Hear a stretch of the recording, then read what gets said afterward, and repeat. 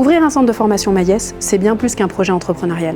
C'est rejoindre une vision, une mission, celle de rendre l'apprentissage de l'anglais accessible, humain et proche des gens. Quand nous avons lancé Maïs, nous souhaitions créer un modèle différent, flexible, moderne et surtout profondément humain.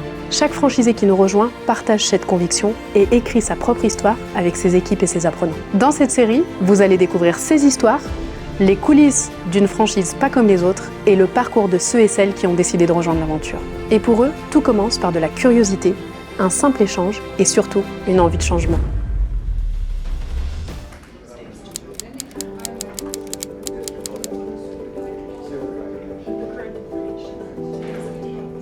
Maïs a commencé pour moi avec une rencontre.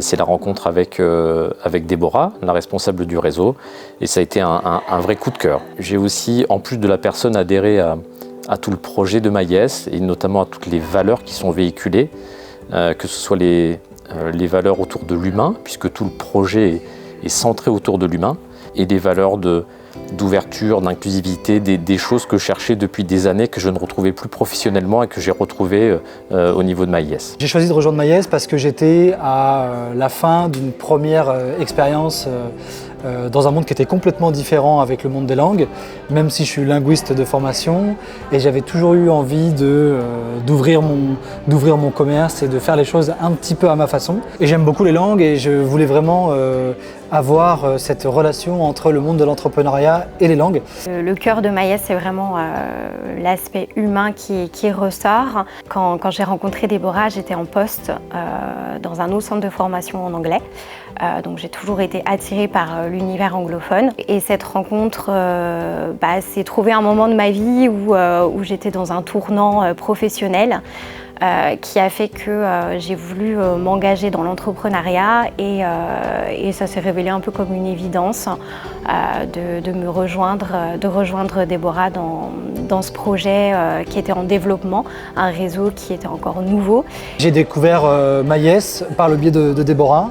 On s'est rencontrés en décembre 2021 et le courant est tout de suite passé parce que c'est quelqu'un qui a su me rassurer avec le projet entrepreneurial, mais qui a aussi su me convaincre sur le marché de l'anglais et sur les perspectives qui étaient devant nous. J'avais pas du tout le projet d'ouvrir une franchise, mais je pense que c'est ce qui est bien aussi avec Maïs, c'est que ça m'a ouvert un champ des possibles que je m'imaginais pas avant d'avoir commencé. Je m'imaginais pas devenir une commerciale et pourtant parce que j'aimais pas la vente et j'aimais pas ça. Et au final, je suis restée commerciale assez longtemps. Mais aussi parce que Maïs s'est d'abord tournée vers l'humain. J'accompagne quelqu'un dans un projet de formation et je ne lui vends pas simplement quelque chose ou un objet. J'ai eu la chance de devenir directrice à 27 ans alors que ce n'était pas du tout dans mes projets ou en tout cas je n'y attendais pas aussi tôt. Et du coup le projet de franchise est très vite venu après parce que de voir passer les centres au fur et à mesure dans le centre de Maïs Lyon, les aider à se former et voir leurs projets se concrétiser, c'est ce qui m'a donné l'envie de me lancer à l'eau aussi. Alors le choix de la franchise, c'est quelque chose qui me semblait plus facile pour un jeune entrepreneur, ou du moins pour un entrepreneur débutant. Donc la franchise, ça me paraissait être le bon compromis entre se lancer dans l'entrepreneuriat sans prendre trop de risques.